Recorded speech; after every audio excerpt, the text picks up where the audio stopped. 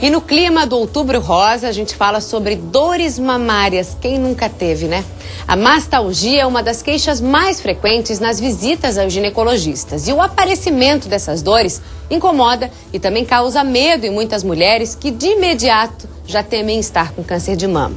Dados apontam que de cada 10 mulheres, pelo menos 7 apresentam dores que podem ser muito fortes, leves, moderadas, mas chegam, às vezes, a limitar tarefas simples do dia a dia. Dr. Belarmino, seja bem-vindo. Obrigada pela presença. Obrigado eu. Boa tarde, Cíntia. Boa tarde, pessoal de casa, né? Verdade. E a mama sempre é muito comentada, principalmente quando existem essas datas mais comemorativas, como agora o Outubro Rosa. E ela tem várias facetas. Não deixa de ser uma zona erógena. Contribui muito para a feminilidade, tanto é que a gente vive uma ditadura até meio do seio mais volumoso, é o padrão norte-americano.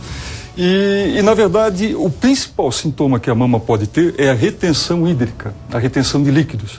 Então, imagina, não sabia. São 3 etapas, principalmente quando a criança sai da infância para a adolescência, aí é pelo desenvolvimento mamário. Certo, tá? A menina está começando... Está começando o broto mamário, certo. Então essa expansão... Aquele carocinho, né? O carocinho, e costuma dar um pouco de dor. Tá. Ali, da adolescência até a idade adulta, essa mama ela vai ficar constituída com todas as suas partes e vai entrar em atividade, sendo que 7 dias antes da menstruação, ela vai reter muito líquido, a mama fica muito sensível. Os piores períodos pra gente, né? E assim, para quem está em casa, é interessante as mulheres que vão fazer mamografia sempre controlarem a data da menstruação, para não fazerem no período pré.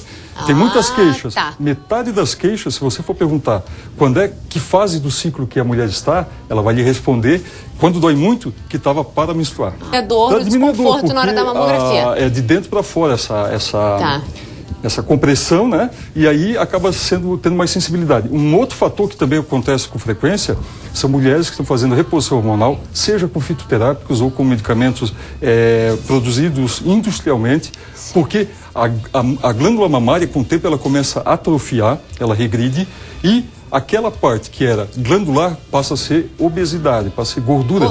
Então, se a mulher não fizer uma reposição, não que ela seja obrigada, mas se ela tiver um acompanhamento de um profissional, ginecologista, endocrinologista, ok. Certo. Ela deve fazer porque ela mantém a atividade, as características normais anatômicas da mama habitual. Não ocorre tão rapidamente essa atrofia das glândulas. Não murcha, como a gente fala, Não murcha, né? exatamente. Não vai cair tão rápido. Tem mulheres que a gente vê assim a diferença entre as que fazem a reposição, esteticamente falando, independe, aí no caso, Cíntia, de uso ou não de prótese. A mama como um todo, ela mantém uma arquitetura bacana, né? Então, nesse período da reposição também pode dar um pouco de dores mamárias, onde a mulher geralmente associa com problema de câncer de mama. Normalmente as mulheres que tomam um anticoncepcional sem intervalo, elas sentem isso ou não? Já é um dos benefícios? É um dos benefícios. É um dos benefícios porque a mulher não vai ter a TPM. Que não vai menstruar. Que não vai menstruar. E é um grande mito aí fora. Comentando isso, existem muitas lendas. Que vai ter câncer, que vai ter isso, porque não pode tomar o comprimido contínuo. O mais frequente que eu costumo explicar é o seguinte. A menstruação, quando ela é 3, 4 dias, a mulher nem refere que está incomodando. Agora, quando é acompanhada de muita cólica, dor... Tem mulheres que ficam 10, 15 dias sangrando. Prejudica na vida afetiva, social, do trabalho, familiar, por que não fazer contínuo? Né? Aí diz assim, não, mas Deus fez o útero para menstruar. Então assim, eu estou com dor de cabeça, eu vou ter que sofrer até passar minha dor de cabeça. Ou seja, nós evoluímos e espera-se que a medicina também, e que sem efeitos colaterais importantes possam ocorrer, e que a mulher que se sente muito mal, às vezes adolescentes, que tem provas, vão mal na prova, elas chegam a ter quase... convulsões mesmo, elas ficam muito mal, hipotensão. Tem tanto fluxo também que tem o desconforto, porque passa na roupa, não consegue ter uma vida social normal assim, naquele período, né? Perfeito, é tanta dor que a mulher fica inviável, seja para estudar, para qualquer coisa. Certo. E prejudica no desempenho dela também, enquanto menina, enquanto mulher. Então também a história do comprimido que a gente entrou agora, não tem problema, tem comprimidos certos para emendar, né? Tem, eles já são produzidos para isso mesmo. Ao invés de 21, eles vêm com 28 comprimidos. E aí pode emendar sem problema nenhum, e aí não tem a dor mamária. Não tem a dor mamária. Tá. Nesse período menstrual, doutor Belarmino, o senhor falou no pré-menstrual de que nós temos, a nossa mama fica com retenção de líquido, né? Tem algo que a gente possa fazer nesse período para amenizar? Compressa, drenagem linfática, algum medicamento? Tem como amenizar essa dor aí, esse desconforto? Sim. tem como amenizar da seguinte forma: ingerindo mais líquido. Ao contrário do que se pensa, quanto mais líquido ingerir, vai entrar mais em movimento, a parte renal vai trabalhar mais e vai acabar reduzindo essa retenção hídrica, né? Na verdade, eu estou falando da mama, mas do corpo todo da mulher, a maior parte chega a aumentar de 1,5 litro a 2 litros de... A gente acha que engorda nesse período, né? Ah, engordei no pré-menstrual. Principalmente na região pélvica. Às vezes a mulher coloca um jeans, que é um determinado número, depois vai tentar colocar nesse período, não fecha. Passou o período pré-menstrual, já está tudo apto, já está tudo adequado. Então, a retenção hídrica em grande quantidade, seja na forma de chá, leite, sucos, né? E pouco sal. O sal só exacerba a retenção hídrica. Diminuir o sal. Diminuir o sal e ingerir muito líquido. Bastante líquido. A massagem ou drenagem, alguma coisa, isso ajuda ou não interfere? É assim, a mama ela tem uma estrutura muito semelhante a um cacho de uva. Tem vários gominhos ali. E a partir do momento que a pessoa que estiver fazendo essa massagem não for uma pessoa capacitada, ela poderá fazer com que esses gomos se misturem e acaba gerando um falso nódulo mamário. Até nós temos uma imagem aqui, de repente. Vamos colocar a imagem de como é que é a mama ali para ilustrar para quem está em casa, já está no ar. Então, assim, ó, essa estrutura que são vistas ali, toda em roxo, são as glândulas mamárias. E a parte amarela é a parte de gordura, que nós comentamos que no climatério, na menopausa, a gordura toma conta, né? E essas glândulas ali, se elas forem manuseadas de uma forma inadvertida, elas poderão meio que embaralhar e ter uma torção no cabinho da estrutura dela. Aí forma um nódulo que todo mundo já vai entrar em pânico. Aí, tendo líquido dentro, saindo do período pré-menstrual, desincha toda a mama, mas ali onde houve aquela pequena torção, continua. Né? Então tem que tomar cuidado. É muito interessante isso aí. Eu vou abrir o telefone para o pessoal de casa. Vamos ligar, coloca ali o telefone na tela, gente, para o pessoal daqui para telefonar, para participar do programa. Tá ali, 3381-3200, para fazer as perguntas aqui para o Dr. Bellarmino, ao vivo no nosso Ver Mais. Doutor, atividade física intensa, né? Determinadas artes marciais, lutas ou determinados aparelhos de musculação que vão trabalhar o peitoral podem trazer dor na mama? Podem, e trazem com frequência, mesmo porque a partir do momento que a pessoa sai da inércia e começa a fazer alguma atividade física, de forma geral não é muito gradual, ela é muito súbita, a pessoa se empolga, vai lá e começa a fazer uma atividade física um pouco exacerbada, e o que ocorre? O corpo dela não está preparado para isso. Então, pode eventualmente vir a mexer com musculatura que até então não era solicitada. Que no caso está atrás da mama? Isso, o peitoral, né? A musculatura que normalmente a mulher não mexe, ela passa a movimentar na atividade física. Sendo de forma gradual, não vai ter problema. O problema é quando é essa empolgação e a mulher, segunda, quarta e sexta vai para a academia, na outra semana diz assim, não posso mais porque estou com muitas dores. Não consigo mais fazer as atividades até rotineiras, né? Exato. Outro fator frequente são esses sutiãs com ferrinho. Eles têm com um neste momento, inclusive, fazendo errado já. O problema, assim, se for bem colocado, no sentido de não comprimir a glândula, porque vai funcionar mais ou menos ali como a drenagem linfática. Se o manuseio for bacana, ok. Mas se alguma glândula ficar na parte de baixo do ferrinho, ali. Exatamente, aquela glândula não vai poder dar o refluxo do líquido para sair, passa a TPM e aquela glândula fica ali inchado, e fica maior. Tem gente na linha, doutor. Oi, Ivonete. Oi. Tudo bem? Tudo. Seja bem-vinda no Ver Mais. Obrigada. Faça a tua pergunta, querida. Na verdade, eu queria saber com o doutor Bellarmino. Porque, na verdade, eu tenho cirurgia no coração. Eu coloquei uma válvula metálica. E já aconteceu de eu ter sangramento pelo seio. Tipo assim, eu fui tomar banho e daí começou a pingar, eu não sabia de onde que era. Aí eu acabei vendo, era pelo meu seio. Nos dois mamilos ou em um só? Um só. Ok. Aí, tipo assim, eu tomo Marevanda. Eu queria saber se é alguma coisa com a cirurgia ou não. Qual a idade da senhora, por favor? 46. Então tá, obrigado, dona Ivonete. Então funciona assim, ó. A dona Ivonete, ela fez uma cirurgia cardíaca, foi colocada uma válvula, no caso que ela comentou ali, artificial. Então o que ocorre? Para não haver uma rejeição nos medicamentos que a senhora deve estar tomando e outras pessoas que também colocam essa válvula cardíaca artificial, é feito medicamento antiagregante plaquetário. O que significa isso? Para não formar pequenos trombos. Provavelmente ela deve estar tomando um ácido acetil salicílico de 100 miligramas, que é para, naquela região, não se formar um trombo e vir a poder dar uma embolia pulmonar. Vulgarmente falando, é que eles usam é afinar o sangue. Afinar o sangue, é Exatamente. Isso aí. Perfeito. E pessoas como a dona Ivonete, ela requer um acompanhamento mais metódico. E por que de um lado só?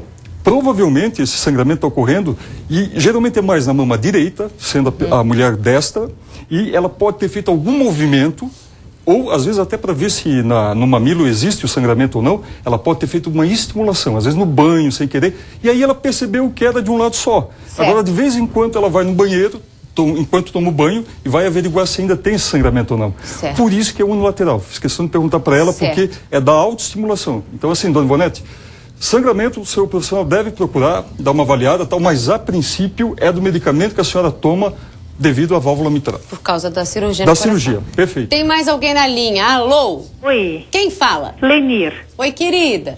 Tudo bem? Tudo bem, faça a sua pergunta. Doutor, eu tenho assim, muita dor, é só no lado esquerdo da mama, né? Eu tenho uma dor por dentro, assim, dela. Você faz trabalho manual, Sueli? Faço, uhum. Você é canhota, destra? Sou canhota. Ok. Fator muscular, obrigado pela pergunta, né? É o fator muscular. Então, a lesão por esforço repetitivo acaba ocasionando, com o passar do tempo... Como na ginástica a gente falou, acaba... Perfeito, é a mesma situação. Eu acho bacana aqui a gente deixar claro, assim, então, é o seguinte: quais as mulheres que devem se preocupar mais com a dor mamária? Tirando a da TPM, tirando as situações que já são previsíveis da atividade física. Primeiramente, toda mulher que tiver histórico de câncer de mama é uma mulher que a gente chama de grupo de risco. Isso na família? Na família. Quem da família que a gente tem que ficar antenado para cuidar um pouquinho mais? Quem que pode ter tido para a gente ficar atento? Do lado paterno quanto do lado materno. Tá. Mas se verifica uma maior incidência quando o câncer é do lado materno. Tias, irmãs e avó. Tá, se tiver um histórico desse, já é suscetível de câncer de mama. Então, assim, por culpa da minha irmã, eu vou ter que fazer tudo mais cedo, então. Tudo mais cedo. Ah, que maravilha. Tem que ter. E a gente vê também que a maior parte dos tumores de mama, eles têm uma ação hormonal. Estão ligados ao estrogênio. Isso. Então, o que acontece? A menina que menstrua muito cedo, ela vai ficar muito mais tempo exposta à ação do hormônio estrogênio. Menstruando muito mais anos. Menstruando muito mais tempo, e ela vai criar uma situação, ela vai ser mais vulnerável pela frequência de menstruação. O raciocínio está correto. Aí até entra a hipótese do anticoncepcional contínuo, porque não oscila. Aí não oscila, a chance de ter o câncer pode ser menor. Muito nesse menor, caso, porque o tumor, na verdade, todos os tumores de maneira geral, é a multiplicação errática, ele se desacerta e começa a se multiplicar até que gera errado, exatamente. Tá. E essa estimulação pode ocorrer. E a menina que menstrua, a mulher que menstrua, até muito tarde, que a menopausa entra muito tarde, ela poderá também ter uma incidência um pouco maior. Mulheres que não têm filhos ou que não amamentaram também têm um risco um pouco maior. E mulheres com sobrepeso, porque o tecido adiposo, na verdade, ele é formado por glândulas de estrogênio. Se a gente parar para observar, geralmente pessoas com sobrepeso carregam algumas características femininas até. A mama, né, fica pendular, exato. Não é só uma questão do peso, é uma questão da ação hormonal. Tá. Então, menstruar muito cedo, menstruar muito tarde, parar muito tarde, perdão. Certo. Quanto mais tempo ficar exposta, pode ocorrer isso. Quem menstruou muito cedo e entrar na menopausa mais tarde, esse período pode definir. Qual o cuidado? Vá no seu ginecologista, converse com ele, expõe a situação e aí ele vai dar a metodologia de como acompanhar. Tem que fazer? Os exames de acompanhamento. Tem mais gente na linha? Oi? Scarlett. Oi.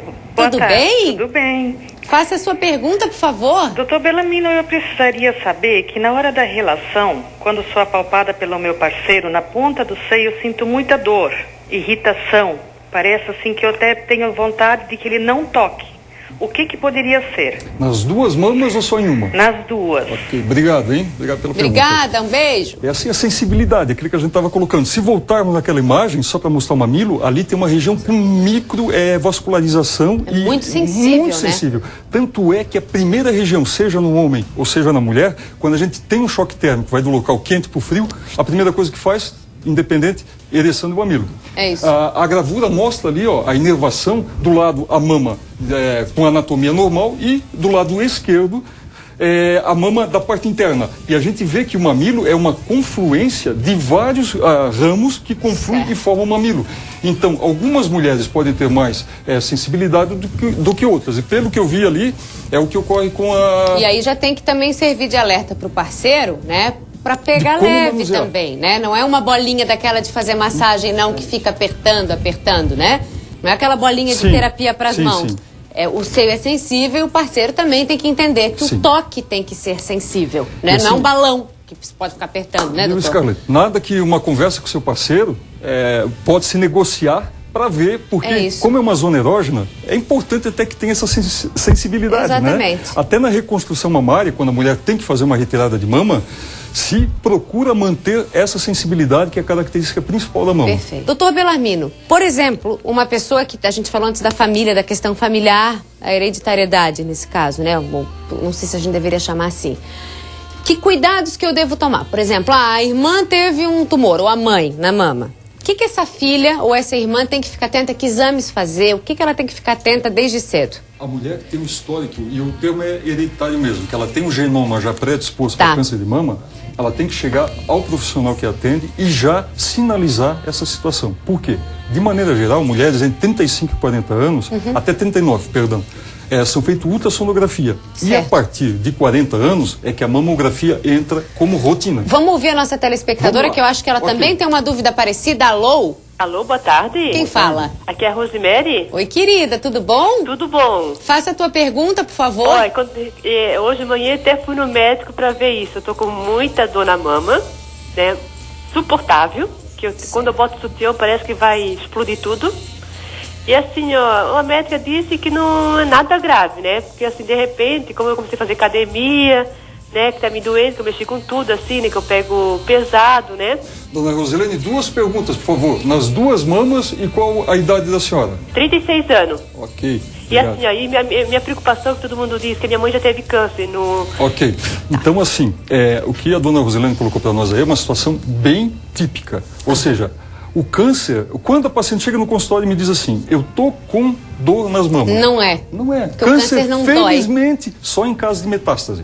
Ou seja, as duas mamas com dor, estando doendo, leva a crer que seja uma alteração da arquitetura mamária ou alguma coisa benigna glandular. Que a mamografia que a gente falou antes também vai mostrar. Também vai mostrar. A mamografia é o exame que vai firmar o diagnóstico de um câncer ou não. A mamografia não é ultrassom. Tem muita paciente que chega e diz assim, não quero mais fazer mamografia. Acima de 40 anos. Quero só fazer a ultrassonografia porque a mamografia machuca muito.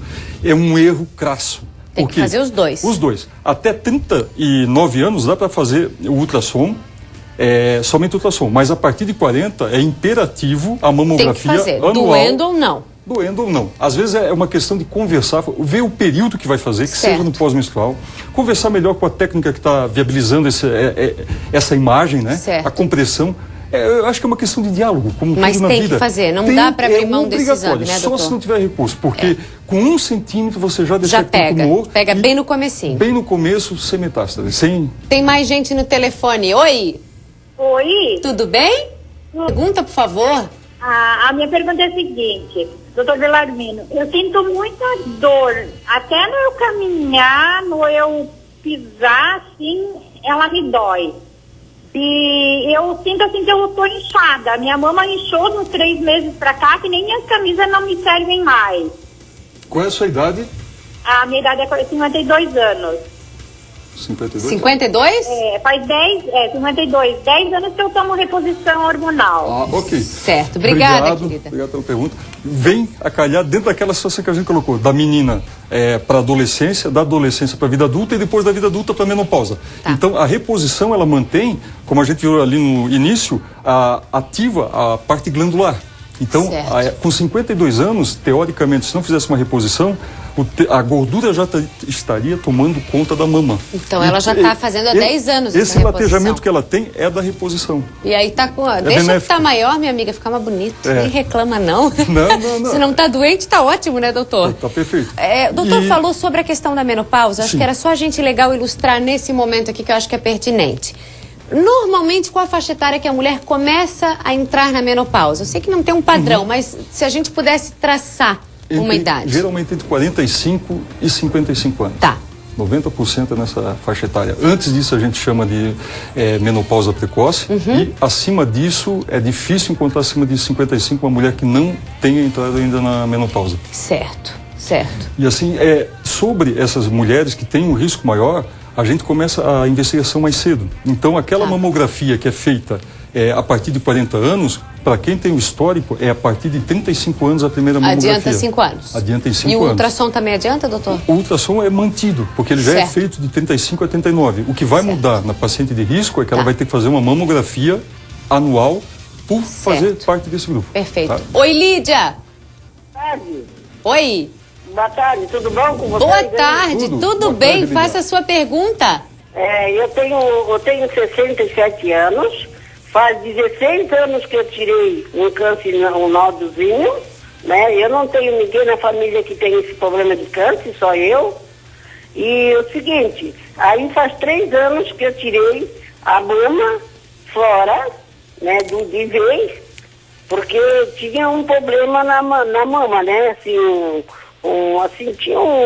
Não tinha nódulo, era uma dor que eu sentia. Certo. Daí, quando eles tiraram a minha mama, aí eles fizeram um exame e eu não tinha câncer, eu não tenho câncer. Certo. O que foi que atingiu foi a radioterapia que eu fiz muitos anos atrás. A radioterapia queimou a carne da mama e a costela. Aí o doutor Romero me tirou a mama fora e tirou a costela fora. Foi ele e o doutor Lucido que fizeram a minha cirurgia. Fizeram uma cirurgia muito bem feita, muito bom, mas só que é o seguinte, é que foi muito profunda, o doutor sabe que isso é uma cirurgia muito profunda, e ela está muito profunda e ela me dói demais. Isso mas a senhora tem dor? Sim, bastante. Tá, a gente vai, o doutor Belarmino vai responder. Obrigada, querida. Tá? Obrigado. Então, assim, pelo que eu entendi... Elogiou a senhora. A ligação está um pouco ruim, de qualquer forma, obrigado. Eu entendi que ela disse que o senhor participou da cirurgia dela. O senhor fez a cirurgia dela com o doutor Lucindo. Sim, porque eu é isso que ela falou agora, é isso mesmo. Nos reencontramos então. Então, assim, o que foi relatado é uma lesão pré-tumoral, pelo que eu entendi, bem localizado. E às vezes, para poder manter um grau de segurança, e isso é discutido com a mulher e com a família. Até teve um caso recente agora. No caso dessa senhora, foi optado por fazer uma mastectomia radical, porque não se sabia, até aquele momento, que tipo de tumor que tinha. Certo. Na dúvida, retira para garantir, desde que seja consenso com a mulher. Tá. Há uns 10 anos atrás, nós não tínhamos como fazer biópsia de congelação. O que é isso? A cirurgia está ocorrendo e, ao mesmo tempo, se tem no centro cirúrgico um patologista que vai dizer assim, é tal carcinoma, porque cada tipo de tumor, ele tem um tratamento, tem um desempenho, Exato. tem umas... Uns mais agressivos, outros menos. Dessa senhora, pelo que eu entendi, era um menos agressivo. Só que depois, por medida de segurança também, foi solicitado a rádio. E essa rádio acabou prejudicando, pelo que eu entendi, a costela. E ali abaixo de cada costela torácica corre um nervo, aonde dá muita dor. E não tem como recuperar isso. Então, assim, talvez, como tudo em medicina pode acontecer, não significa que toda irradiação vai levar a isso. Mas pode acontecer. Para ela ocorreu e seguir em frente. Certo. É analgésico. No caso da retirada de mama, doutor Belarmino, como o senhor falou, dependendo do caso, se retira a mama, depois se reconstitui a mama. Tem mulheres que tiram só algum quadrante da mama, enfim, né? Explica um pouquinho isso, como funciona, que eu acho que é um dos grandes medos ainda das mulheres, por ser um símbolo de feminilidade. Com certeza. Né? Ver os seus seios ali extirpados, digamos assim, né? Retirados, né? Uma mutilação. Como é que funciona um pouquinho isso? Acho que é interessante falar para quebrar esse tabu, né? Perfeito. De maneira geral, o tumor mais frequente da mama, ele é benigno. Chama-se fibroadenoma. O que é o fibroadenoma? Aquilo que a gente comentou lá no início. Aquela glândula que tem um líquido e que ela vira pétrea, ela se solidifica e dá um desconforto. A segunda etapa é um tumor, a gente classifica por T, N e M. Tumor, neoplasia e metástase. É um enquadramento que a gente tem. O tumor, quando ele não tem, quando ele é localizado, você pode fazer uma quadrantectomia. O que é? Tira aquele pedacinho. O que é a quadrantectomia? Faz um X sobre a mama, um sinal de mais, e retira 1/4 do local aonde está sendo acometido. Certo. Não tira tudo. Não tira aquele tudo. pedaço. Não tira tudo. Mas, geralmente, o local que mais ocorre câncer de mama é próximo da axila. Daí tem que esvaziar. O ideal é esvaziar e depois, por prevenção, fazer a rádio e a químio. Esvaziar seria tirar todos os linfonodos, gânglios. desculpa. Todos os gânglios, tá. porque assim, ó, na parte inferior nós temos defesa, que são os linfonodos inguinais. Tá. Então, do pé até a região inguinal vão ser esses linfonodos. E da parte do tronco são esses axilares. Que daí seria interessante retirar. Porque é o primeiro local onde vai propagar. Tá. É sempre interessante retirar desde que o comportamento do tumor... O que é um tumor maligno? Ele não tem os bordos definidos, ele é irregular. Quando você palpa ele, ele tem espículas, é feito um pedregulho, ele não é redondinho. Certo, uma areia. Uma areia, perfeito. Tá. Já o tumor benigno, ele é liso. Cristalzinhos, bolinha de gude. Você consegue definir ele direitinho, pega uma caneta e faz ao redor dele. Já o maligno, se você tentar circundar ele, não fica um círculo, vai ficar uma forma amorfa. A borda completamente irregular. Isso. Aí tem a químio e a rádio, que em alguns casos só a rádio, outros rádio e químio, enfim. Que eu vejo até hoje uma grande resistência à químio e rádio, no sentido assim que as pessoas associam como o final de linha. Pelo contrário. Não é para garantir Pelo contrário, é a salvação, né? É a cura. É mais uma retaguarda que a gente mantém para manter a saúde da mulher.